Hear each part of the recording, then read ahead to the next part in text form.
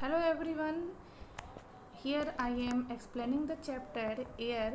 So in this class I will only explain about the materials that are given in the index because the chapter is already completed.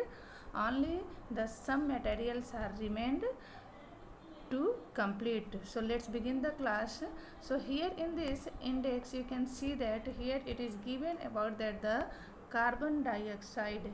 Do you know carbon dioxide released in the atmosphere creates the greenhouse effects by trapping the heat radiated from the earth. It is therefore called a greenhouse gas. So carbon dioxide atmosphere में चारों तरफ फैल जाता है और यह पृथ्वी से निकलने वाली ऊर्जा या ऊष्मा को पृथ्वी पर ही ट्रैप करके रखता है और उसे वायुमंडल में चारों तरफ फैला देता है। इस तरह से यह पृथ्वी पर एक ग्रीन हाउस इफेक्ट उत्पन्न करता है। It is therefore called a green house gas और इसीलिए कार्बन डाइऑक्साइड को हम ग्रीन हाउस गैस भी कहते हैं। And without it the earth would have been too cold to live in और इसके बिना इस ग्रीन हाउस गैस के बिना अर्थ या पृथ्वी इतनी ठंडी होती कि इस पर हम लोग रह नहीं सकते थे।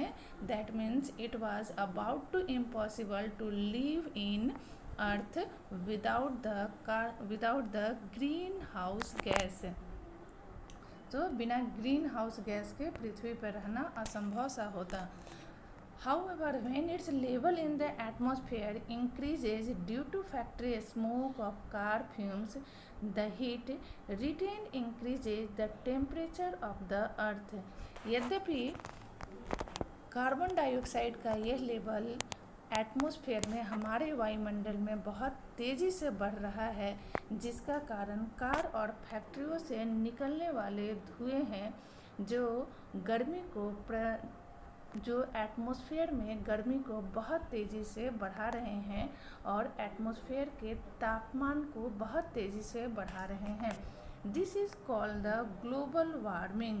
So due to the increase of carbon dioxide in the atmosphere, it increases the temperature or it is called the global warming. So carbon dioxide का मात्रा वातावरण में या हमारे एटमॉस्फेयर में बढ़ने के कारण ज़्यादा बढ़ने के कारण पृथ्वी पर तापमान बढ़ते जाता है और जिसे हम ग्लोबल वार्मिंग के नाम से जानते हैं। This rise in temperature causes the snow in coldest parts of the world to melt और तापमान में इस बढ़ोतरी के कारण जो कोल्डेस्ट रीजन बहुत जो ठंडी एरिया है, जो स्नो वाले एरिया है जैसे कि अंटार्कटिका ओशन और अभी ग्रीनलैंड, आइसलैंड, यहाँ के जो बर्फ़ है वो पिघलना शुरू करते हैं, ग्लेशियर्स पिघलना शुरू करती है।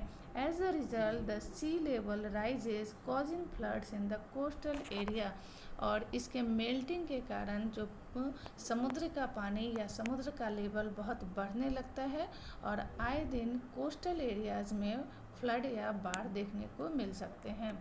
There may be drastic changes in the climate of a place leading to extinction of some plants and animals in the long run. अगर इसी तरह की स्थिति बहुत समय तक बनी रही तो किसी भी स्थान के जलवायु में इस तरह के परिवर्तन देखने को मिल सकते हैं जिसके कारण बहुत सारे जानवर और एनिमल पशु विलुप्त हो सकते हैं। So it was about the carbon dioxide. The next topic is the do you know here it is about the air pressure और the air. When air is heated, it expands, become lighter and goes up. तो जब हवा बहुत गर्म होती है तो ये चारों तरफ फैल जाती है और काफ़ी हल्की हो जाती है। ये हल्की हवा बहुत तेज़ी में, जैसे यहाँ देखते हैं ये पृथ्वी जब ये बहुत ज़्यादा हीट हो जाती है तो यहाँ की हवा चारों तरफ फैल जाती है और गर्मी के कारण ये हल्की होकर ऊपर की ओर राइज करने लगती है। Cold air is denser and heavy, जबकि ठंडी हवा जो होती है वो थोड़ी घनी होती है और हेवी होती है, भारी होती है। That is why it tends to sink down, जिसके कारण यह नीचे की ओर सिंक होती रहती है। When hot air rises, cold air from surrounding area rushes there to fill in the gap. और जब गर्म हवा हल्की होकर ऊपर की ओर जाने लगती हैं तो आसपास की जो ठंडी हवा है वो उस स्थान को वो फिल करने के लिए चारों तरफ से वो चारों तरफ से आकर उस स्थान को फिल करने लगती हैं, उस गैप को भरने लगती हैं। किस गैप के बारे में मैं बात कर रही हूँ? That the when the air from the, यहाँ जो है व्हेन हॉट एयर राइजेज, जबकि गर्म हवाएं ऊपर की ओर जाने लगती है तो नीचे का अर्थ के सरफेस पे एक गैप बन जाता है और इसी गैप को फिल करने के लिए आसपास से ठंडी हवाएं उस प्लेस को भरने लगती हैं। That is how air circulation takes place, और इसी तरह से एयर का सर्कुलेशन अपना स्थान लेता है। So here the next topic is, so here I was already explained about the diagram that is based on the structure of the atmosphere. So here we can see the next topic is, do you know, यहाँ दिया है, क्या आप जानते हैं? You will be surprised to know that the earth receives only 1 in 2 अरब part of the sun's energy. पृथ्वी sun की ऊर्जा का केवल 2 अरब भाग ही रिसीव करता है या प्राप्त करता है। The next topic is, the standard unit of measuring temperature is degree Celsius. तो टेम्परेचर को, तापमान को मापने के लिए जो इसकी स्टैंडर्ड यूनिट या इकाई है वह है उसे डिग्री में, सेल्सियस डिग्री के रूप में उसे हम सेल्सियस डिग्री के रूप में हम उसे मेजर करते हैं।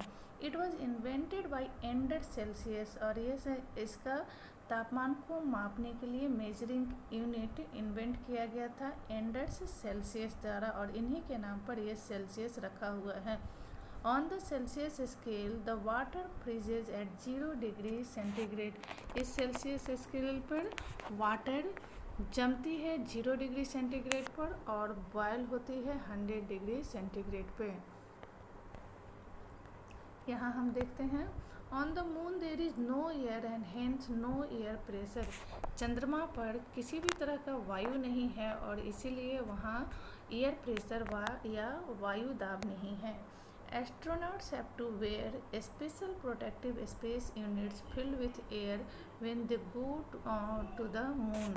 जब एस्ट्रोनॉट्स मून पर जाते हैं तो अपनी पूरी सुरक्षा के लिए एक स्पेशल स्पेस सूट पहनते हैं जो कि हवा से भरा होता है, जिससे जो उन्हें हेल्प करता है मून पर सांस लेने में।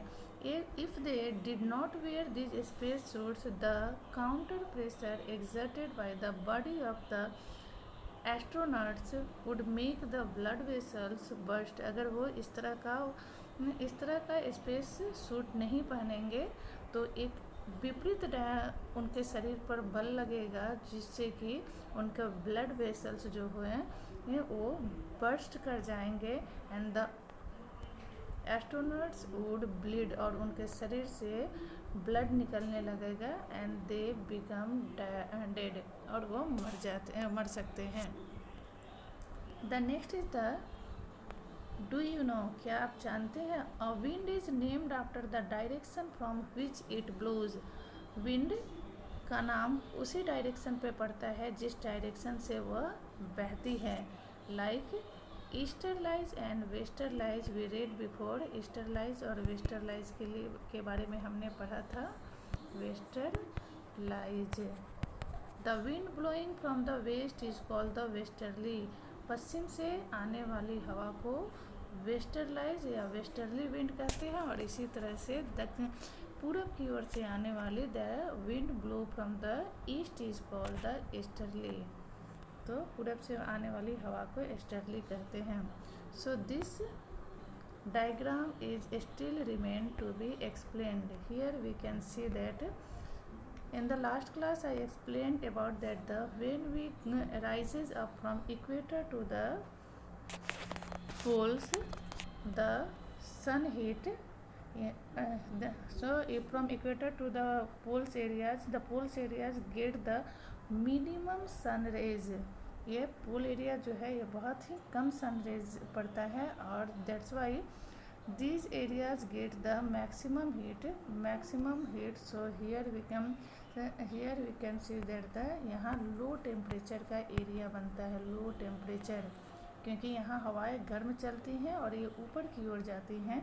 और here polar region as it is a very coldest region, so here it creates the high pressure in this area. तो यहाँ हाई प्रेशर का ये एरिया बनता है क्योंकि पोलर रीजन की हवाएं ठंडी होती है, ठंडी हवाएं भारी होती हैं जिसके कारण ये हाई प्रेशर का एरिया बनता है. Here you can see that the another thing, here high pressure, low pressure और विंड के बारे में भी यहाँ दिया हुआ है. जैसे ये है आपका प्रिवेलिंग वेस्टरलाइज, इस एरिया में वेस्टरलाइज विंड बहती है. हियर पोलर ईस्टरलाइज, यहाँ है पोलर ईस्टरलाइज विंड है. और here you can see that the north east trade wind यहाँ चलती है. इक्वेटर के ऊपर नॉर्थ ईस्ट ट्रेड विंड और नॉर्थ ईस्ट और साउथ वेस्ट ट्रेड विंड नीचे की इक्वेटर के नीचे as it is divided in the northern part और द सदर्न पार्ट. सो इसे सदर्न ट्रेड विंड. और यहाँ देखते हैं प्रिवेलिंग वेस्टरलाइज और यहाँ पोलर ईस्टरलाइज, और यहाँ पे हम पोलर ईस्टरलाइज देखते हैं.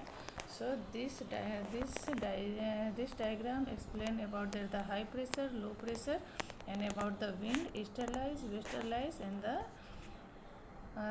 trade wind. So this chapter is completed. Please do the comment in the comment section, and if you want to ask any question, please do the comment. Thanks for watching my video.